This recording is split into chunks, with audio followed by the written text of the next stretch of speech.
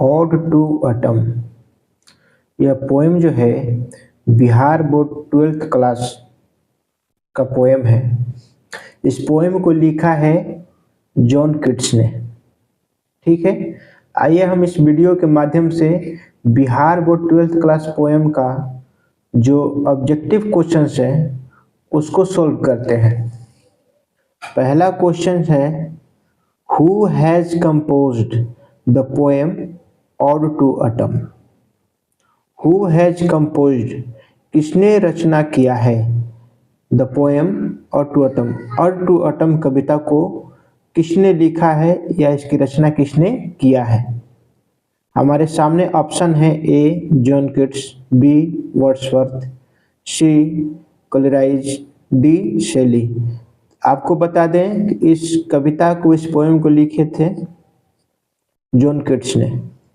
ठीक है, ode to autumn is dash dash क्या है। ऑड टू ऑटम जो है क्या है, एन एपिक है, एन एलेगी है, एन ऑड है या बैलेड है। तो आपको बता दें कि ऑड पहले ही लगा हुआ है, ऑड टू ऑटम, तो ये आंसर हो जाएगा ऑड। ठीक है, थर्ड नंबर क्वेश्चन है, in ode to autumn Keats deals with dust in detail. Ode to autumn में जॉन किट्स जो है किसका ज़्यादा चर्चा किया है डिटेल में। स्प्रिंग का नहीं, विंटर का नहीं, समर का नहीं, ऑटम का यस। इसमें आंसर हो जाएगा ऑटम। ठीक है, नेक्स्ट जो क्वेश्चन है, ode to autumn consist of, कितने स्टेंजा है ऑड टू ऑटम में। ऑड टू ऑटम कंसिस्ट रखता है 4 स्टेंजा, 4 स्टेंजा, 4 स्टेंजा है नहीं, 3 स्टेंजा, 5 स्टेंजा या 6 स्टेंजा। तो इसमें टोटल 3 स्टेंजा का यह कविता है।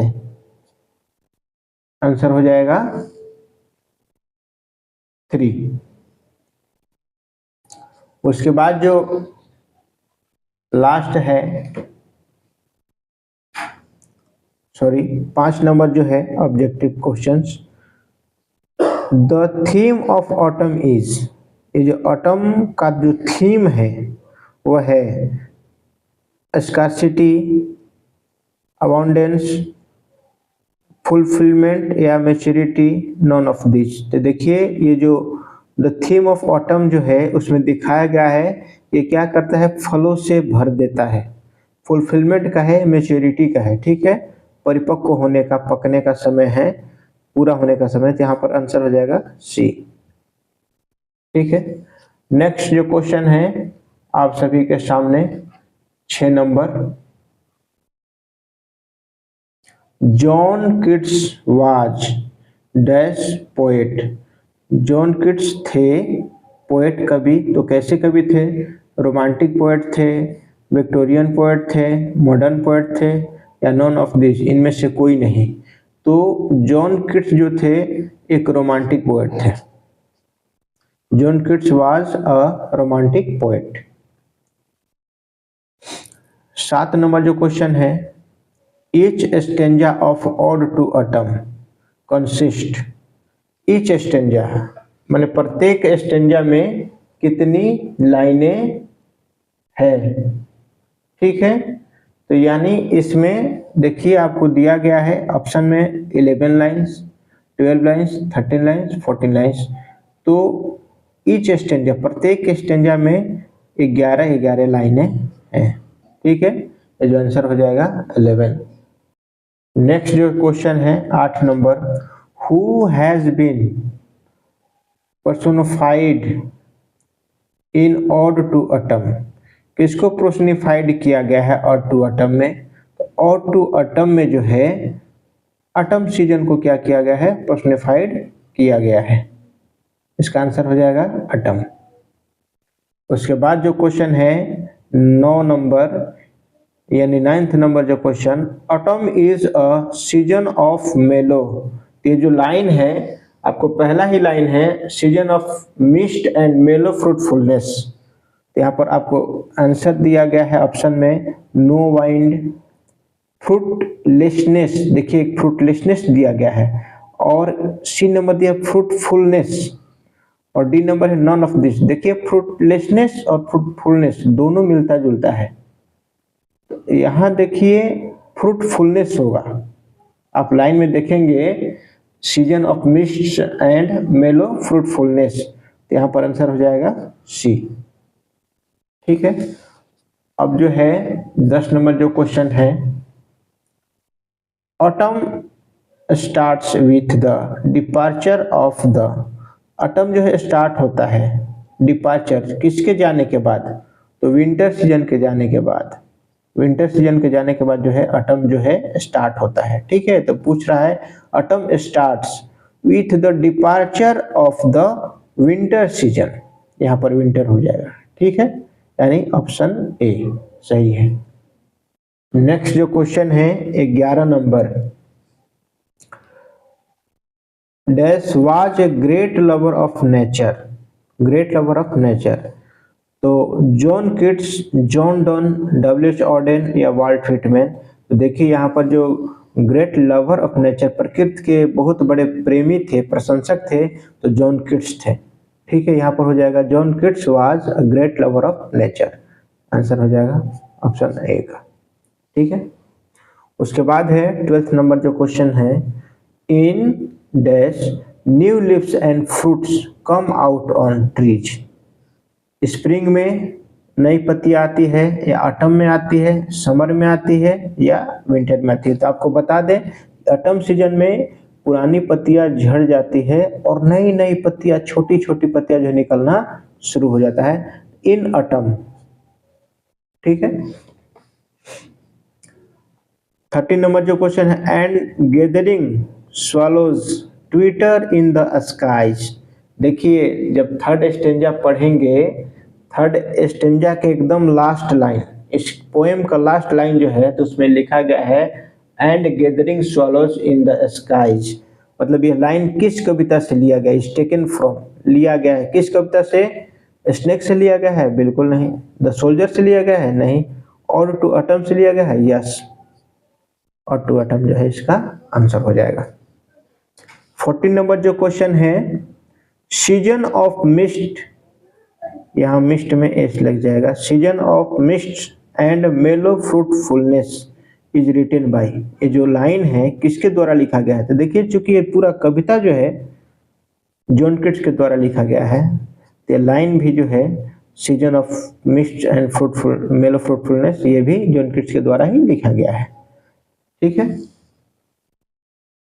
जो 15 नंबर क्वेश्चन है, हाउ मेनी स्टेंजास, कितने स्टेंजा आर मिस है there in ode to autumn. Ode to autumn जो कविता है, इस कविता में टोटल कितने स्टेंजा है, 2 है, 3 है, 4 है, 5 है। तो आपको बता दें ओड टू ऑटम में टोटल 3 स्टेंजा है, यानी ऑप्शन हो जाएगा बी।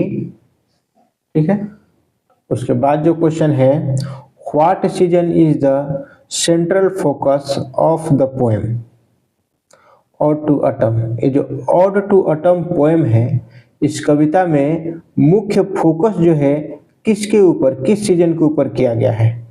तो जब ऑटम, ऑड टू ऑटम नाम ही है, शीर्षक ही है ऑड टू ऑटम, तो पूरा फोकस ऑटम सीजन पर है। ठीक है, पूरा केंद्र, कविता का पूरा केंद्र किसके ऊपर है, तो ऑटम के ऊपर है। यहाँ पर आंसर हो जाएगा स्प्रिंग, नहीं। बी समर, नहीं। C yes autumn, yes.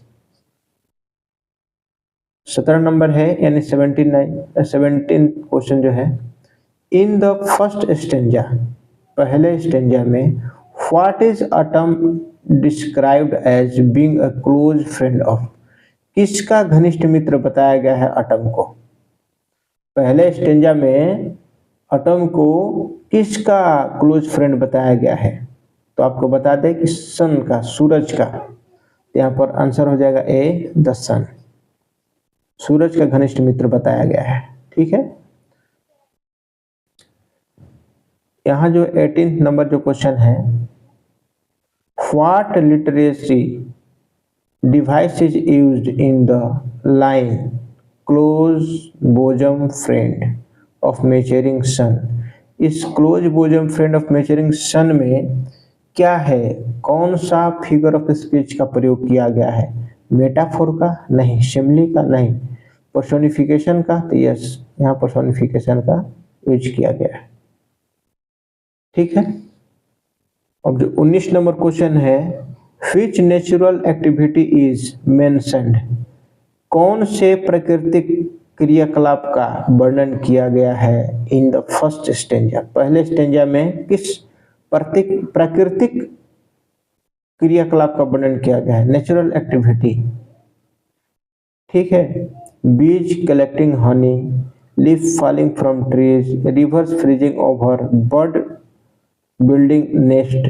तो यहाँ पर बता दें कि पहले स्टेंजा में ये जो लाइन है, ठीक है, एक लाइन आया है, उसमें लिखा गया है and still more later flowers for bee until they think warm days will never cease. यहाँ पर लिखा गया है कि बीज जो है, मधुमक्खियां हैं, वो क्या कर रही है, उनके लिए ज़्यादा से ज़्यादा फूल खिलाने हैं ताकि वो शहद बना सके। तो यहाँ पर ये होगा बी कलेक्टिंग हनी। ठीक है। अब आपके सामने जो क्वेश्चन है, what sound is associated with autumn in the final stanza.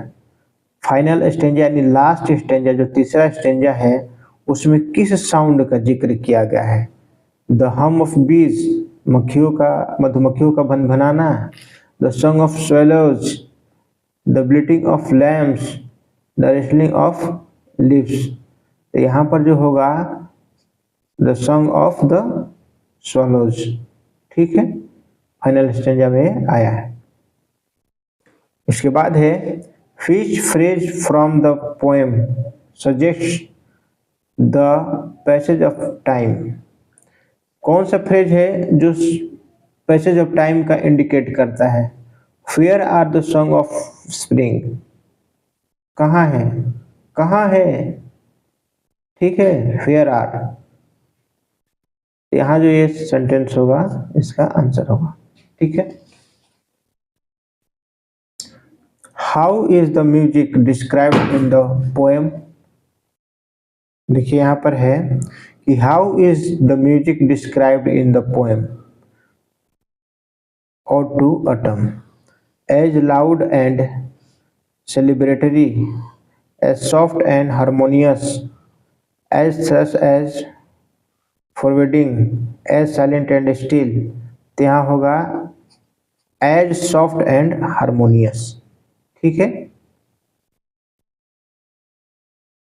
अब जो है 23rd line, 23rd number question जो है, in the poem what is the purpose of line दो हस दाई म्यूजिक टू। इस लाइन का उद्देश्य क्या है। देखिए, और टू अटम पोएम जो है उसके लास्ट स्टेंजा यानी तीसरे स्टेंजा में कवि जो कहता है दो हैस दाई म्यूजिक टू, इसका उद्देश्य क्या है, कवि इस लाइन से क्या कहना चाहता है। To emphasis that autumn has its own unique beauty, क्या ऑटम के पास अपना सौंदर्य है, या to dismiss the importance of spring music, या कभी यहाँ पर स्प्रिंग सीजन के संगीत को या उसके सुंदरता को नकारता है। To compare autumn song to a lullaby, या to criticize those who dislike autumn. तो नहीं, यहाँ पर क्या है कि टू एम्फेसिस, कभी जो है ये दिखाना चाहता है, जोर डालता है दैट कि autumn has its own unique beauty, autumn के पास अपना एक अलग ही सौंदर्य है, इस पर वो जोर देना चाहता है इस लाइन के माध्यम से, दो हैश दाई म्यूजिक टू। ठीक है। उसके बाद हमारे सामने जो है लास्ट क्वेश्चन इस पोएम का, what is the primary focus of the second stanza. Second stanza का प्राइमरी फोकस क्या है, मुख्य किस बात पर फोकस किया जाता है। The abundance of harvest time, second stanza जो दूसरा स्टेंजा है, या the sound of autumn, the passage of time, the beauty of an autumn sunset, देखिए एक्चुअली जो सेकंड स्टेंजा है उसमें यही ज़्यादा बातें आई कि किस तरीके से खेतों को काटा जा रहा है, किस तरीके से उसको बांधा जा रहा है, किस तरीके से सर पे उठा करके नदी को पार करके कोई औरतें जा रही है ना। तो उसमें अबाउंडेंस ऑफ हार्वेस्ट टाइम, यह फसल कटने का समय का ज़्यादा जिक्र किया गया है। यहाँ पर आंसर ये हो जाएगा इस तरीके से। और टू ऑटम पोएम का जो ऑब्जेक्टिव क्वेश्चंस है मैंने आपके सामने प्रेजेंट किया। Thank you.